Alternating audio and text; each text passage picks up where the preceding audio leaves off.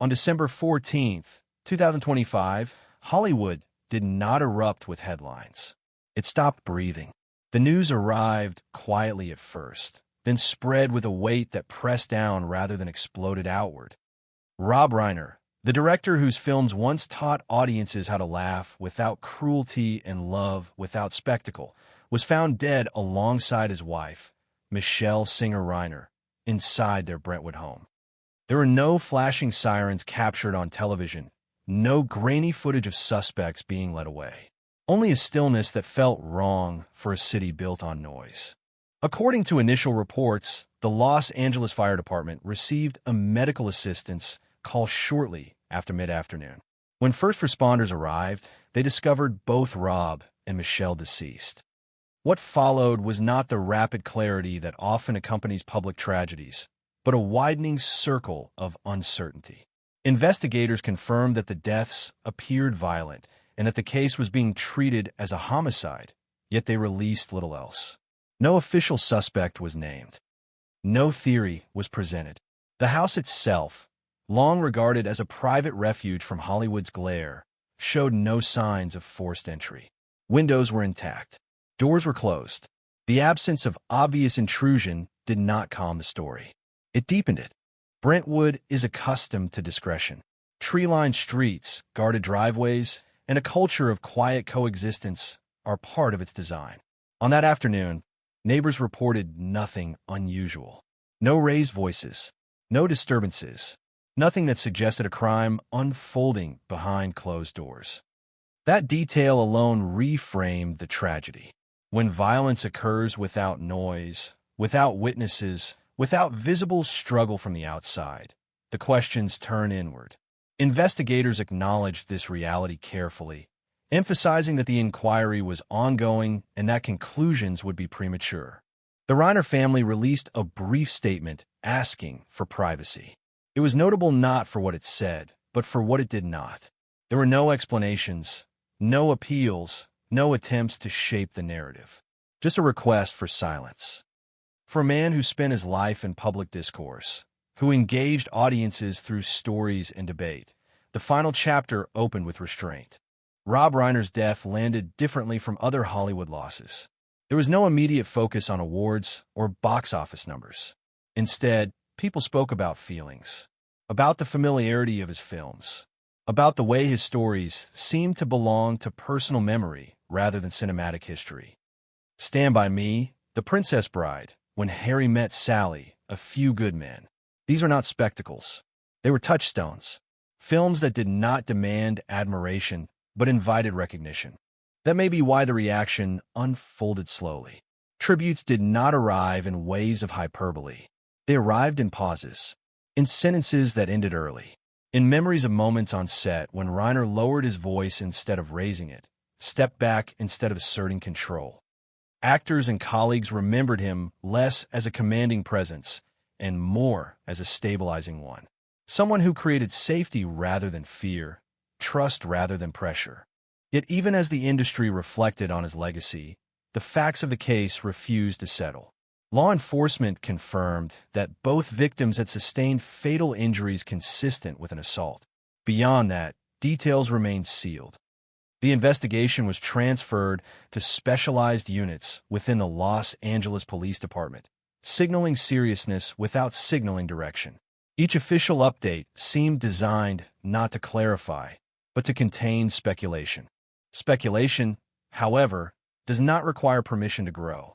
As the hours passed, public attention shifted from the question of what happened to the question of why the answers were taking so long. In the absence of forced entry, media outlets began revisiting known aspects of the Reiner family's private life, not as accusations, but as context. That distinction mattered. No one had been charged. No one had been named publicly by authorities. Yet the gravity of the situation invited scrutiny, and scrutiny rarely remains neutral. What made this opening chapter especially unsettling was the contrast between the man and the manner of his death. Rob Reiner built a career around the fragile bonds that hold people together. Families that love each other yet fail. Friends who grow apart without villains. Conflicts resolved not by dominance, but by understanding. To see his life end in unresolved violence felt like a contradiction too sharp to ignore. At this stage, only a few elements are certain. 2 lives were lost. An investigation is underway. The truth remains confined to a house that once symbolized protection from the world. Everything else exists in conditional tense. And in stories like this, the first silence is rarely the last. This is where the story begins, not with answers, but with the weight of unanswered questions. In the hours following the discovery, the Brentwood residence did not become a spectacle. There were no crowds pressed against police tape, no helicopters circling overhead, no frantic neighbors offering fragments of overheard sound. What surrounded the house was an almost unnatural calm. That calm, investigators would later acknowledge indirectly, was not reassuring. It was troubling, because crimes that announce themselves loudly often leave trails. Crimes that unfold in silence rarely do.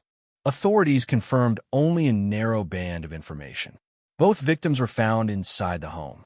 Both had suffered fatal injuries consistent with an assault. There were no visible signs of forced entry. No shattered glass. No doors broken open. The scene did not suggest a struggle that spilled outward. Whatever happened remained contained within walls that had long been associated with privacy and retreat. For detectives trained to read environments, containment matters. It narrows the field of possibilities while deepening the complexity of motive. The house itself had never been part of the public image. Unlike celebrity mansions designed to impress, this home functioned as a refuge. Friends described it as quiet, orderly, and deliberately removed from Hollywood's performance culture. That context shaped early investigative thinking. A location built for withdrawal rather than display offers fewer variables. Fewer strangers pass through. Fewer unplanned encounters occur. When violence erupts in such a space, it forces investigators to consider relationships rather than randomness. The Los Angeles Police Department classified the case as an apparent homicide and transferred it to specialized units. This procedural move carried weight even without explanation. It signaled that the circumstances required experienced handling, not because of fame, but because of ambiguity. Officers avoided public speculation, repeating only that the investigation was ongoing and that no conclusions should be drawn prematurely. In high-profile cases, restraint is rarely accidental. It reflects both the fragility of evidence and the consequences of misstatement. Media coverage mirrored that restraint, at least initially. Reports emphasized what was not known as much as what was. The lack of forced entry became a repeated phrase, not as an accusation, but as an unresolved fact. Commentators were careful to note that absence does not equal implication. Homes can be entered willingly. Security systems can be bypassed without damage. Appearances mislead. Yet the repetition of that detail ensured it remained central in public consciousness. For the family, silence became a form of protection. Their statement requested privacy and offered no narrative. That choice stood in contrast to the media environment surrounding them. Silence in such moments is often misinterpreted as evasion. But for those closest to the situation, it can also be the only way to prevent grief from becoming evidence. No additional remarks were made. No clarifications followed. The house remained sealed, not only physically, but symbolically. As investigators worked behind closed doors, the broader question lingered. How does violence arrive without announcement? In cases involving public figures, there is often an impulse to search outward for enemies, grudges, or ideological motives. Yet nothing in the early hours suggested intrusion or confrontation from outside the Reiners' private world. That absence reframed the tragedy from a public threat to a personal rupture. This reframing did not produce answers. It produced tension. When crimes resist immediate explanation, attention shifts from the act itself to the environment that made it possible. Journalists revisited past interviews, public statements, and known stresses, not to assign blame, but to assemble context. Context, however, has a way of hardening into suspicion when clarity does not arrive. What complicated matters further was the timeline. The call for assistance came in mid-afternoon. The discovery was made by family members. That detail alone altered the emotional weight of the case. There is a difference between a crime uncovered by chance and one encountered by those bound by blood. Investigators are acutely aware of this distinction. It affects witness trauma, memory reliability, and the sequence of events that follow discovery. None of those factors imply guilt. They imply complexity. Within law enforcement circles, complexity often translates into patience. Evidence must be processed, timelines reconstructed, forensic details verified. Public silence, in this sense, becomes procedural rather than strategic. Yet outside those circles, silence breeds narrative. And narrative, once formed, rarely waits for confirmation. The unsettling truth was that nothing about the scene offered immediate resolution. It neither pointed clearly outward nor conclusively inward. It existed in a narrow space between familiarity and rupture. The home had not been violated in obvious ways. The victims had not been spared. That contradiction remained unresolved. For many observers, the most disturbing aspect was not the violence itself, but the absence of explanation. In a culture accustomed to instant disclosure, delay feels like concealment even when it is not. The longer authorities withheld detail, the more the story expanded beyond its factual core. What began as a tragic report gradually became an open question, and open questions invite projection. At this stage, the investigation remained active and incomplete. No charges had been announced. No suspect had been formally identified. What existed instead was a sealed house, a restrained police presence, and a growing awareness that the truth, whatever it might be, would not arrive cleanly or quickly. This second chapter does not reveal what happened. It reveals the conditions under which uncertainty thrives. A private space, a contained scene, a deliberate silence from those who know more than they can say, and a public left waiting, not for spectacle, but for something far more difficult. Understanding. In stories like this, the house is never just a setting. It becomes a witness that cannot speak. As the investigation moved forward without public resolution, attention began to drift toward a reality that had existed long before the doors of the Brentwood house were sealed. It was not a news story, not a secret suddenly unearthed by tragedy, but one that had been quietly acknowledged years earlier and then largely forgotten. The life of Rob Reiner's son, Nick Reiner, resurfaced not because authorities named him, but because silence created space for memory to return. Nick had never fit comfortably into the image of a Hollywood family. Born into privilege, surrounded by success, and protected by parents who were both accomplished and attentive, his life appeared, from the outside, insulated from hardship. Yet from adolescence onward, that appearance fractured. By his mid-teenage years, Nick was already struggling with addiction, entering a cycle that would repeat itself for years. Periods of sobriety followed by relapse. Stability followed by disappearance. Attempts at rebuilding followed by collapse. What made Nick's story difficult was not its uniqueness, but its persistence. Addiction did not arrive as a single dramatic fall. It arrived as erosion, slowly removing structure, direction, and belonging. At times, Nick drifted away from home entirely. Reports later confirmed that there were periods when he lacked permanent housing, moving between states, living on the margins of a world that assumed his name guaranteed safety. It did not. Unlike many families who shield such struggles, the Reiners chose a different path. They did not deny the problem. They did not pretend it would resolve itself quietly. In interviews years earlier, Nick spoke openly about his addiction, not to justify his actions, but to acknowledge the damage it caused. He described the burden of carrying a famous name that opened doors he did not know how to walk through. He spoke of guilt toward his parents, of shame that compounded each failure, of the feeling that no amount of support could substitute for inner stability. Rob Reiner did not position himself as a distant observer in that story. He stood inside it, not as a public advocate or moral authority, but as a father who understood the limits of control. Those close to the family described years defined by waiting. Waiting for improvement. Waiting for another attempt at recovery to last longer than the previous one. Waiting for the phone to ring with good news instead of fear. From that waiting came a film. Being Charlie, released years before the tragedy, was Rob Reiner's most personal work. It was not a triumphant narrative. It did not promise redemption. It depicted addiction as it often exists in real life, unresolved, cyclical, and exhausting. The film was not widely celebrated. It was uncomfortable. Critics noted its restraint, its refusal to simplify pain into resolution. In retrospect, it reads less like fiction and more like confession. For Rob and his wife, Nick's struggle had no clear endpoint. There was no final recovery to mark closure. There was only endurance. Loving someone whose life remains unstable requires a form of strength that rarely receives recognition. It is quiet, repetitive, and often invisible.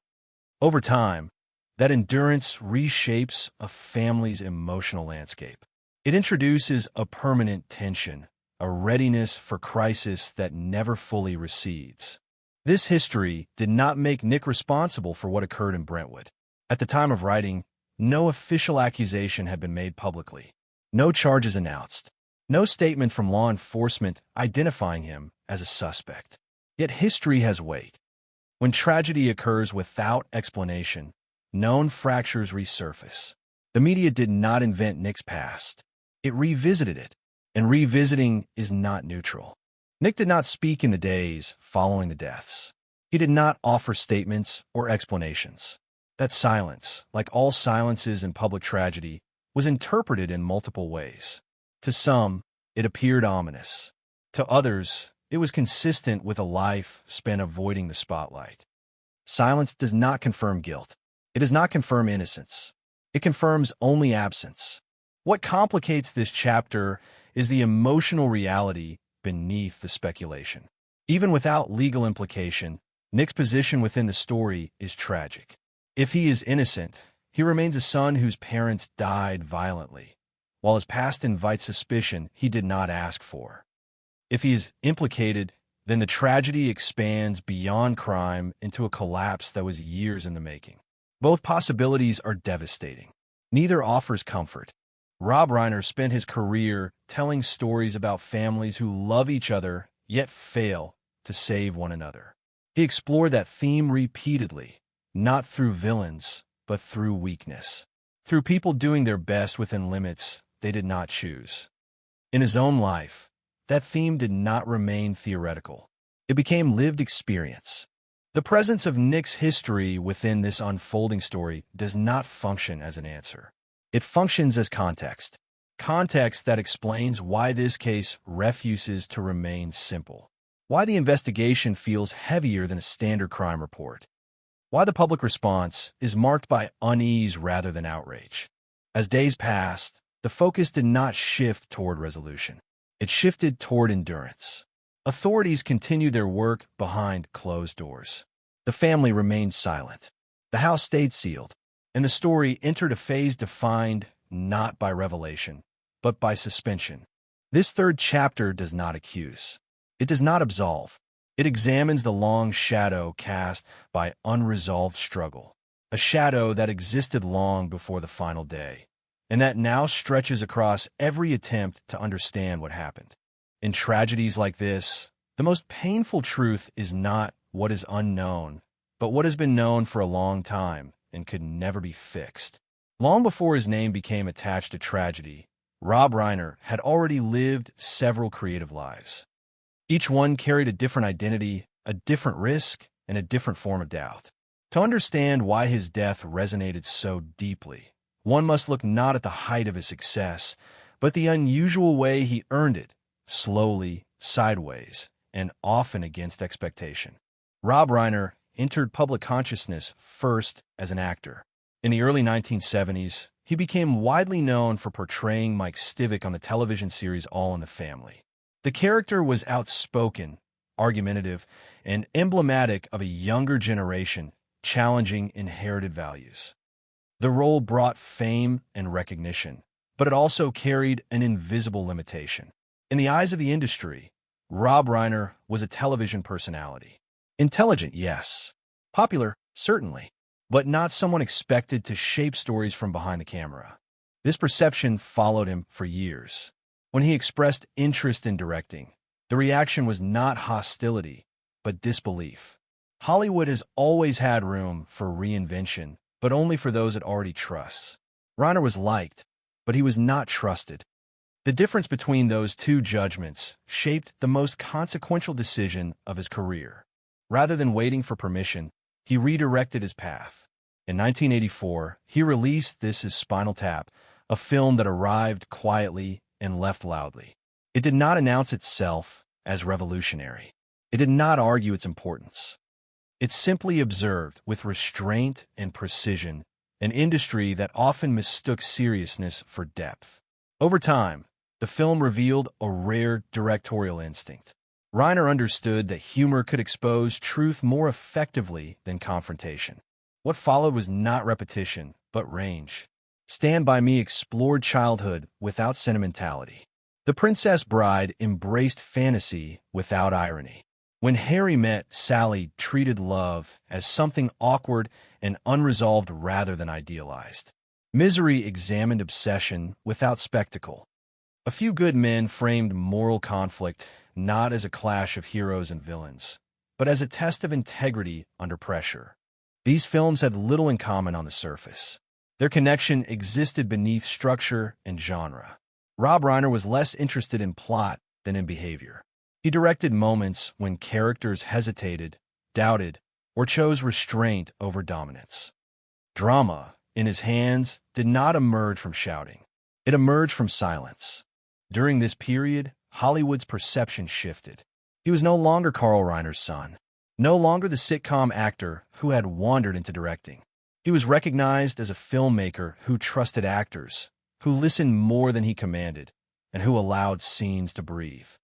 His success was not built on visual excess or technical bravado. It was built on emotional accuracy.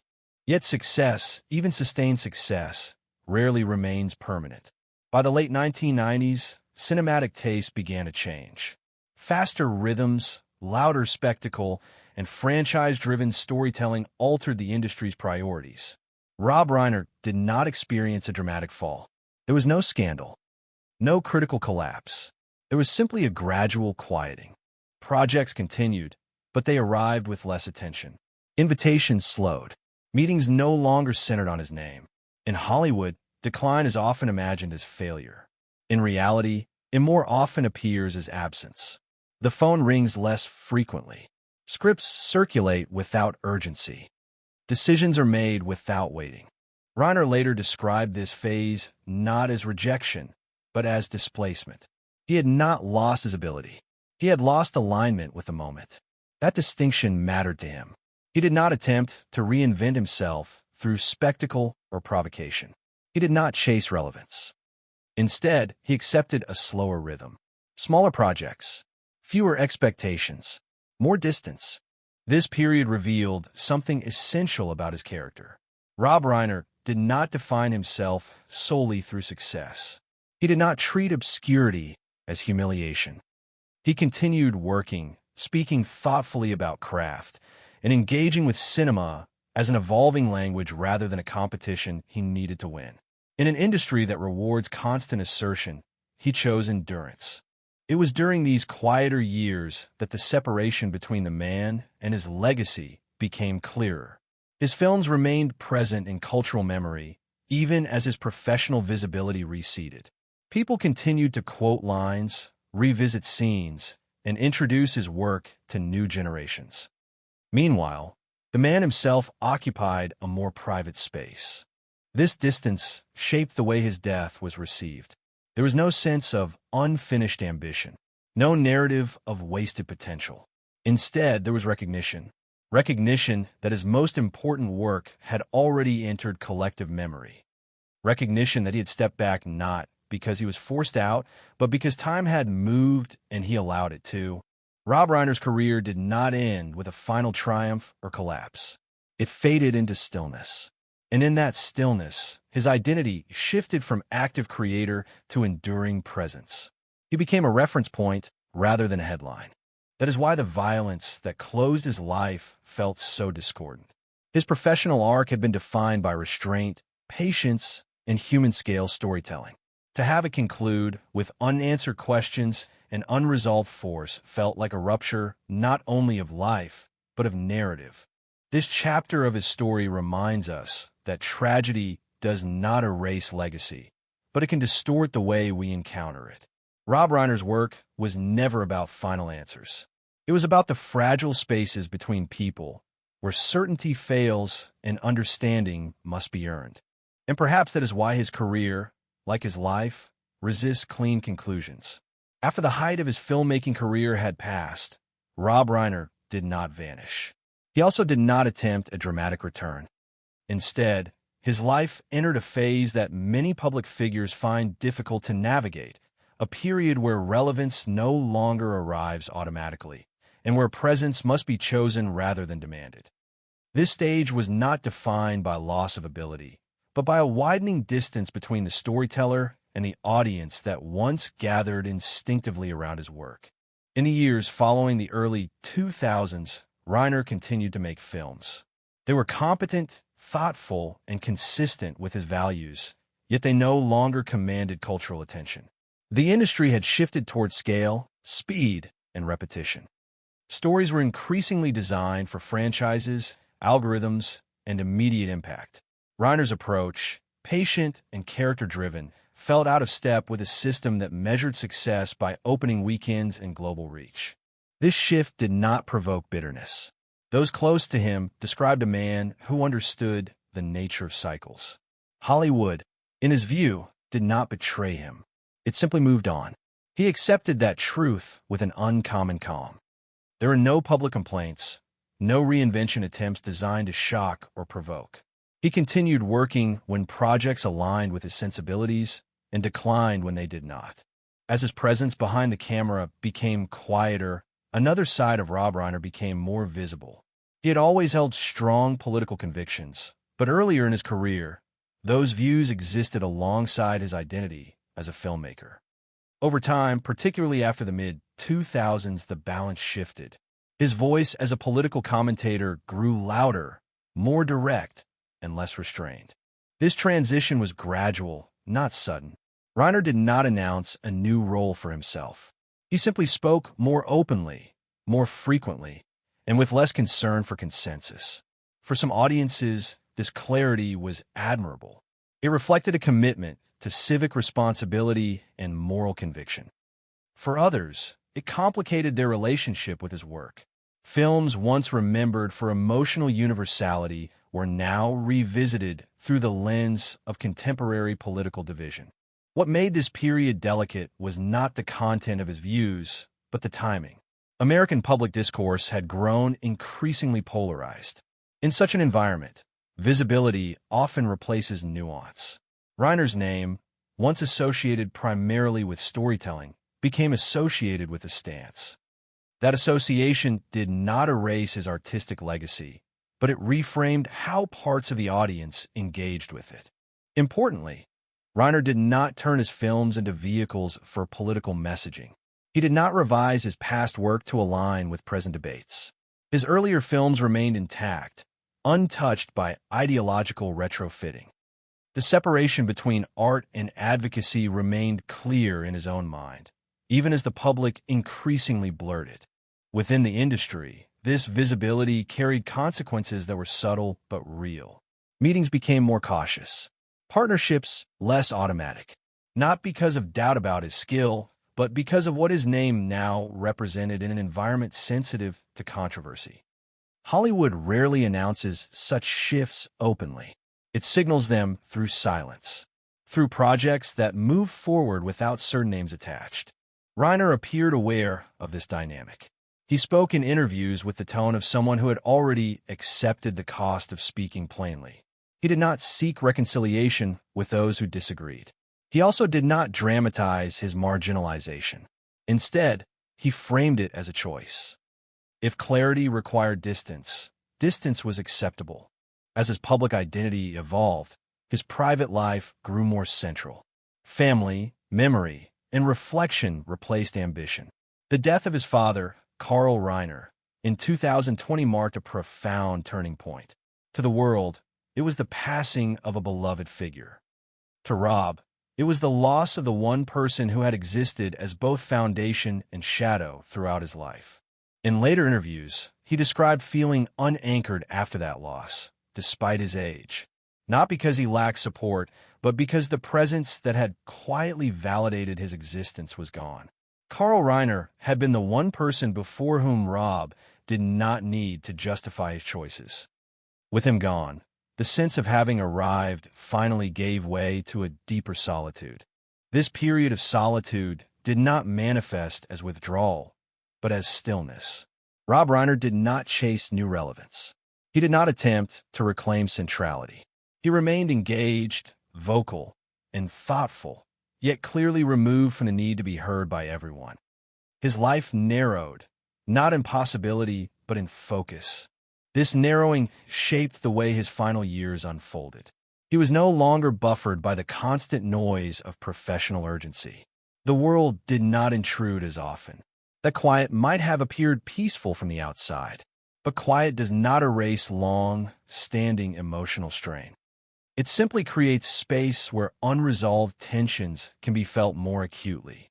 The tragedy that ended Rob Reiner's life did not arrive during a moment of public triumph or collapse. It arrived during a period of human-scale living, a time defined not by headlines, but by continuity. That is what makes it so difficult to reconcile. By the time Rob Reiner reached the later years of his life, the shape of his existence no longer resembled the arc audiences tend to expect from public figures. There was no final ascent, no last defining project meant to summarize everything that came before. Instead, his life settled into a quieter form, one defined by continuity rather than momentum. This was not decline in the dramatic sense. It was a narrowing of focus, a recalibration of what mattered when ambition had already been fulfilled. Legacy, for Reiner, had already detached itself from daily activity. His films no longer required his presence to remain alive. They circulated independently, rediscovered by younger audiences, quoted, referenced, and internalized without his involvement. This separation between creator and creation can be liberating, but it can also be isolating. When the work no longer needs you, you are left to confront who you are without it. In this phase, Reiner appeared comfortable with the idea that his contribution was complete. He did not speak as someone seeking validation. He spoke as someone taking inventory. Interviews from these years carried a reflective tone, focused less on achievement and more on meaning. He discussed family, responsibility, and the limits of influence. There was no urgency in his voice, only clarity. Yet clarity does not erase vulnerability. The years of emotional strain surrounding his son's unresolved struggles remained present, even if rarely discussed publicly. That kind of long-term tension does not disappear with time. It becomes part of the background of daily life, shaping reactions, expectations, and emotional readiness. Love in such circumstances is not dramatic. It is vigilant, and vigilance, sustained over years, quietly exhausts even the strongest people. The loss of his father deepened that exhaustion. With Carl Reiner gone, Rob stood alone within his own lineage. The generational anchor that had steadied him through decades of comparison and expectation was no longer there. What remained was responsibility without reassurance, strength without shelter. For many, such a transition happens earlier in life. For Rob Reiner, it arrived late when the habit of leaning no longer had time to be replaced. This convergence of quiet professional distance, unresolved family pain, and personal solitude created a fragile equilibrium. From the outside, nothing appeared wrong. He lived comfortably. He remained intellectually engaged. He continued to speak publicly when he felt compelled. But inner stability does not always announce its fractures. Sometimes it holds together until it no longer does. The tragedy that followed did not emerge from chaos. It emerged from stillness. And that distinction matters. Violence that erupts amid disorder feels explicable, even if it is horrifying. Violence that occurs in a space defined by routine and familiarity feels profoundly unsettling. It suggests not an interruption, but a rupture from within. In the days after his death, discussions of legacy intensified. Articles revisited his films, his influence, his place in American cultural memory. Yet there was an underlying discomfort in these reassessments. The manner of his death resisted neat framing. It did not align with the tone of his work or the trajectory of his life. It introduced a dissonance that legacy alone could not resolve. Legacy, after all, is retrospective. It organizes the past. It does not explain the end. In Rob Reiner's case, the end arrived without ceremony, without context, and without closure. That absence reshaped how the legacy was encountered. It forced observers to hold two realities at once: the warmth of the stories he told, and the cold uncertainty of how his own story concluded. For those who admired his work, this duality was difficult to reconcile. His films emphasized empathy, communication, and the possibility of understanding. His death offered none of those comforts. It asked the audience to sit with ambiguity, to accept that some narratives do not resolve, no matter how carefully one has lived. This final stage of his life underscores a broader truth often overlooked in discussions of public figures. Accomplishment does not immunize against fragility. Recognition does not replace connection. And a well-lived professional life does not guarantee a peaceful ending. These assumptions are comforting, but they are not reliable. As the investigation continued beyond public view, the story moved toward its final phase. Not toward answers, necessarily, but toward consequence. Whatever the truth would ultimately reveal, it would not alter the life that came before. It would only determine how the silence after would be understood. In the end, the life of Rob Reiner did not conclude with revelation. It concluded with waiting. As days turned into weeks and official updates remained sparse, the public learned an uncomfortable lesson. Some stories do not rush toward clarity. Some remain suspended, resisting the structure we instinctively try to impose on them. The investigation continued quietly, behind sealed doors and formal language. Authorities emphasize process over speculation, evidence over assumption. This restraint, while necessary, left a vacuum, and vacuums invite interpretation. Media outlets revisited earlier chapters, not to solve the case, but to understand its emotional architecture. Family history, career arcs, personal struggles, and long silences were laid side by side, not as proof but as context. Yet context does not equal explanation. It only explains why the absence of explanation feels so heavy. Rob Reiner's death did not provide the kind of ending audiences are trained to expect. There was no final statement that tied everything together. No courtroom scene that offered moral resolution. No public reckoning that transformed grief into certainty. Instead, there was a lingering awareness that the truth, even when uncovered, might not restore coherence. This realization altered how his life was remembered. Tributes became more restrained. Praise softened into reflection. People spoke less about achievements and more about tone, about how his films made them feel rather than what they accomplished. In this way, his legacy quietly returned to its original form. Not a spectacle, but as intimacy. Rob Reiner did not tell stories about triumph. He told stories about proximity, about people standing close to one another, unsure of what to say, afraid of saying too much, and often failing despite good intentions. His characters rarely won decisively. They endured. They learned. They lived with consequences rather than escaping them. In death, he offered the same lesson, unintentionally but unmistakably. Not every life concludes with understanding. Not every tragedy grants the comfort of answers. Sometimes, all that remains is the obligation to hold complexity without resolving it. For his family, the silence carried a different weight. Grief unfolded under observation, yet without guidance. Public curiosity intersected with private loss in ways that no statement could reconcile. Silence became both shield and burden, a necessary refusal to perform pain for an audience that demanded meaning. As time passed, attention inevitably shifted. New stories emerged.